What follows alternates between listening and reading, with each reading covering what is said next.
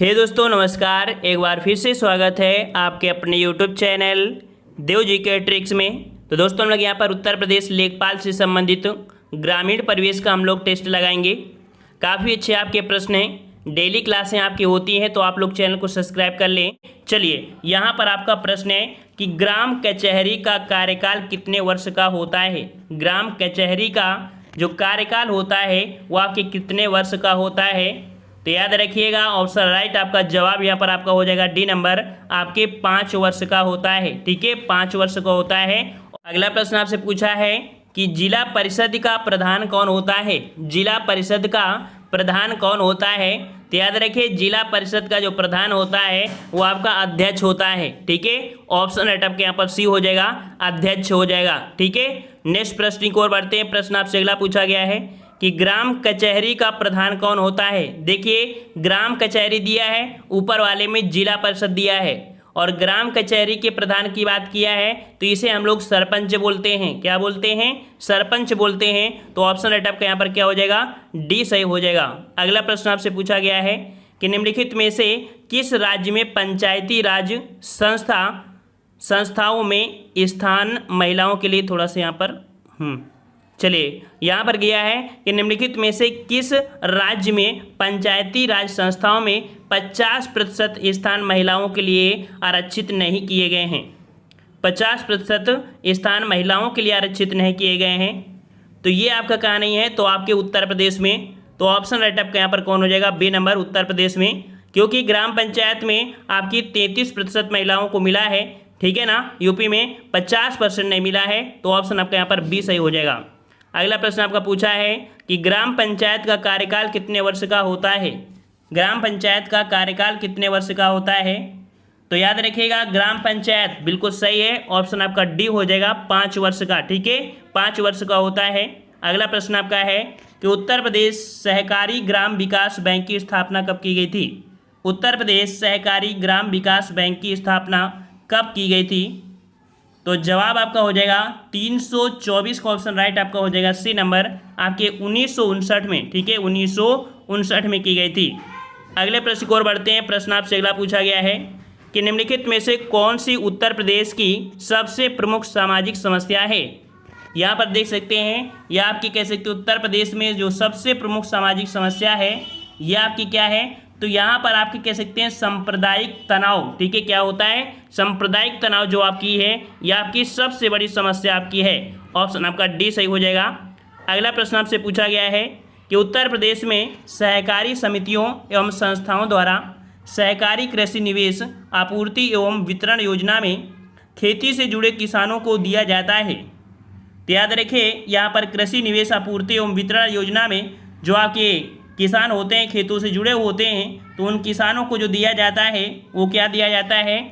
तो right answer आपका हो जाएगा यहाँ पर आपका देखो प्रमाणित बीज भी मिलते हैं, रासायनिक उर्वरक भी मिलते हैं, और अल्पकालिक ऋण भी मिलता है। तो ऑप्शन राइट आपका यहाँ पर हो जाएगा डी नंबर, उपयुक्त सभी आपको मिल सकते हैं जो आपकी कह सकते हैं सहकारी कृषि निवेश आपूर्ति आपकी योजना है। ठीक है, अगले प्रश्न की ओर बढ़ते हैं। प्रश्न आपसे अगला पूछा गया है, उत्तर प्रदेश में उर्वरक आपूर्ति हेतु अनुदान किस प्रकार के उर्वरकों पर दिया गया है।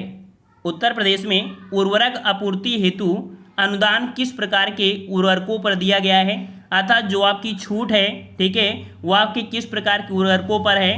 तो यहाँ पर आपका जवाब हो जाएगा 328 का ऑप्शन राइट आपका यहाँ पर सी नंबर, जो आपके पोटेशियम एवं फास्फेट दोनों प्रकार के उर्वरकों पर आपका है। तो ऑप्शन राइट आपका यहाँ पर सी हो जाएगा, पोटेशियम एवं फास्फेट दोनों प्रकार के उर्वरकों पर यहाँ पर कह सकते हैं अनुदान आपका यहाँ पर है। ठीक है, तो ऑप्शन आपका सी सही हो जाएगा। अगला प्रश्न आपका दिया है कि पंचायत समिति का मुख्यालय कहाँ होता है। पंचायत समिति का मुख्यालय कहाँ होता है, 329 का जवाब देना है। तो पंचायत समिति का मुख्यालय पूछा है, मुख्यालय तो ये आपका होता है प्रखंड। क्या होता है, प्रखंड होता है। ऑप्शन आपका यहाँ पर बी सही हो जाएगा। अगले प्रश्न की ओर बढ़ते हैं। प्रश्न आपसे अगला है कि पंचायती संस्थाओं के कर्तव्यों की सूची संविधान की किस अनुसूची में दी गई है। पंचायती संस्थाओं की कर्तव्यों की सूची संविधान की किस अनुसूची में दी गई है। तो ये आपकी जो कह सकते हैं कर्तव्य आपके हैं, ये आपको देखने को मिलता है ऑप्शन राइट आपका यहाँ पर ए नंबर 11वीं अनुसूची, ठीक है 11वीं अनुसूची है, ऑप्शन आपका फर्स्ट हो जाएगा। अगला प्रश्न आपसे पूछा गया है कि प्रदेश की कृषि संस्थाओं ने उन्नत बीजों को तैयार किया है, अन्य प्रदेशों से भी बीजों के मूल आते हैं, बीज निगम किसानों को बोने के लिए कौन से बीज जारी करता है। देखिए जो कृषि संस्थान है उनमें से उन्नत बीज आपके तैयार होते हैं, ये तो आपको पता ही होगा, और अन्य प्रदेशों भी आपके बीज आते हैं। जो आपका बीज निगम आपका है, ठीक है बीज निगम है, वो किसानों को बोने के लिए जो आपके बीज जारी करता है, वो आपके जो बीज होते हैं उनको हम लोग बोलते हैं प्रमाणीकृत बीज, ठीक है ऑप्शन आपके यहाँ पर सी हो जाएगा, प्रमाणीकृत बीज होते हैं।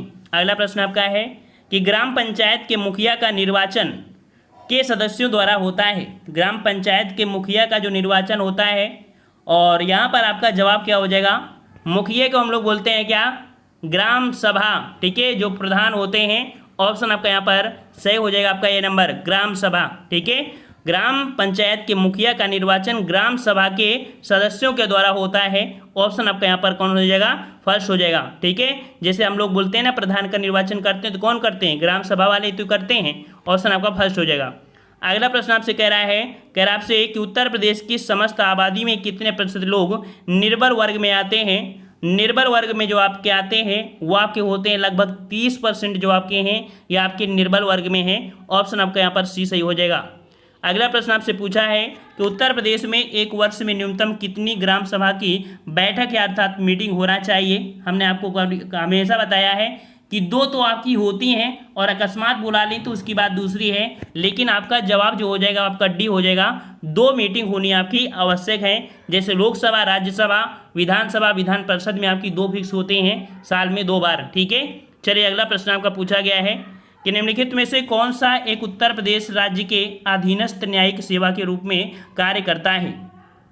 देखिए यहाँ पर कह सकते हैं कि उत्तर प्रदेश में जो कह सकते हैं उसके भार को कम करने के लिए ये जो आपका कह सकते हैं काम करते हैं वो आपके यहाँ पर कह सकते हैं जो आपका ऑप्शन आपका यहाँ पर हो जाएगा डी, इटावा जिला न्यायालय है, यह आपके कह सकते हैं कि इलाहाबाद के अधीनस्थ न्यायालय के रूप में यह कार्य करता है, तो ऑप्शन आपका कौन सा हो जाएगा, डी नंबर आपका सही हो जाएगा, ठीक है। नेक्स्ट प्रश्न आपका अगला पूछा गया है कि यदि पंचायत भंग होती है तो किस अवधि के अंदर चुनाव होंगे। याद रखिए अगर आपकी पंचायत आपकी भंग हो जाए तो ऐसी स्थिति में जो चुनाव होंगे वो आपके कितने समय में हो जाना चाहिए, तो आपकी 6 माह में, ठीक है ऑप्शन आपका सी हो जाएगा, 6 माह में आपके होना अनिवार्य होता है, ठीक है। अगले प्रश्न को आते हैं। प्रश्न आपसे अगला है कि उत्तर प्रदेश में भू क्षेत्रफल मापन की सबसे छोटी इकाई कौन सी है।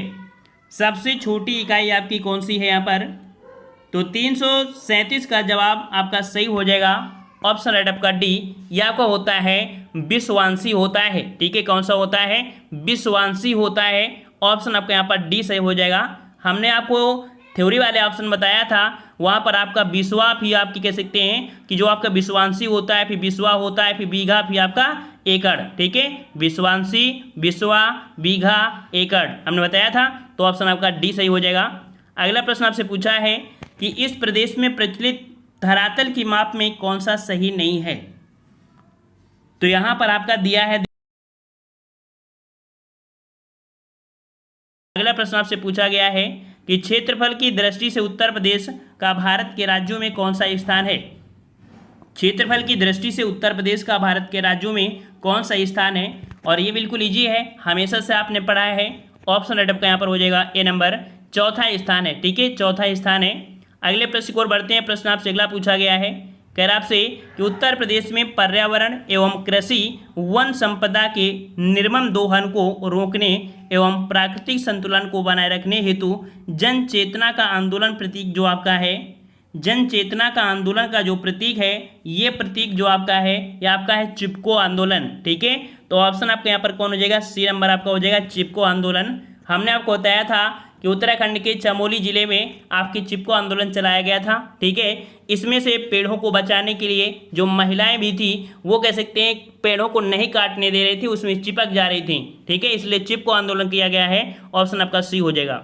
अगला प्रश्न आपका पूछा गया है कि राष्ट्रीय विकास परिषद NDC अर्थात नेशनल डेवलपमेंट काउंसिल योजना प्रक्रिया से जुड़े एक निकाय हेतु स्थापना केंद्र सरकार द्वारा कब की गई। सिंपल सी बात है कि राष्ट्रीय विकास परिषद की स्थापना कब की गई थी? तो जवाब आपका यहाँ पर हो जाएगा ऑप्शन राइट, बिल्कुल सही है। ऑप्शन आपका फर्स्ट हो जाएगा 1952 में। और हमने बताया था कि जो आपकी कह सकते हैं कि आपकी जो योजनाएं होती हैं उन योजनाओं को अंतिम रूप जो देता था वो आपकी कह सकते हैं राष्ट्रीय विकास परिषद ही देती थी, ठीक है। मतलब उनका क्रियान्वयन ये कह सकते हैं, उन्हें जारी करना या वो जो आपकी पंचायती जो बनती थी पंचवर्षीय उनकी चेक करना, कह सकते हैं चेक करना, और चेक करने के बाद उनको लागू करना वो आपकी कह सकते हैं राष्ट्रीय विकास परिषद का ही यहाँ पर कह सकते हैं कार्य है, ठीक है। और अगले प्रश्न को आते हैं। प्रश्न आपसे अगला पूछा गया है कि उत्तर प्रदेश का कौन सा उद्योग हस्तकला उद्योग संवर्ग में आता है? हस्तकला उद्योग संवर्ग में जो आपका आता है वो आपका कौन सा आपका है? तो 42 को ऑप्शन राइट आपका जवाब यहाँ पर सही हो जाएगा डी नंबर। याद रखिए आगरा का मार्बल उद्योग भी आता है, मिर्जापुर का भदोही और कालीन भी आता है, जरदोजी ये भी आता है। ऑप्शन आपका डी सही हो जाएगा, ठीक है। नेक्स्ट प्रश्न आपका है उत्तर प्रदेश में कुंभ मेले का आयोजन किन दो जगहों पर किया जाता है? किन दो जगहों पर किया जाता है? तो याद रखिए यहाँ पर जगह की बात किया है और जगह में आपको आपकी कह सकते हैं दोनों ही आपके होने चाहिए। तो यहाँ पर देखो प्रयागराज में तो होता है लेकिन वाराणसी में नहीं होता है, ठीक है। वाराणसी में नहीं होता है बल्कि हरिद्वार में होता है। तो इसका कारण मतलब ये भी नहीं सही होगा, हरिद्वार में होता है बिठूर में नहीं होता है, अर्थात यहाँ पर इनमें से कोई नहीं है, ठीक है, क्योंकि दोनों चीज़ आपकी एक साथ नहीं दिए गए हैं, ठीक है।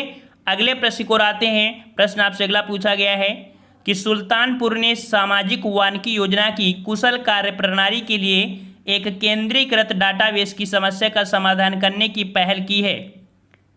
सुल्तानपुर ने सामाजिक वानिकी योजना की कुशल कार्य प्रणाली के लिए एक केंद्रीकृत डाटाबेस की समस्या का समाधान करने की जो पहल की है, यहाँ पर कह सकते हैं अगर खाली स्थान भरा जाएगा कौन सा आपका बी नंबर, तो आपका जवाब यहाँ पर भरा जाएगा बी नंबर कि राष्ट्रीय सूचना केंद्र सुल्तानपुर ने सामाजिक वानिकी योजना की कार्यकुशल प्रणाली के लिए डाटा या कह सकते हैं केंद्रीय डाटाबेस की समस्या का समाधान करने की पहल की है, ठीक है। यहाँ पर बी भरा जाएगा।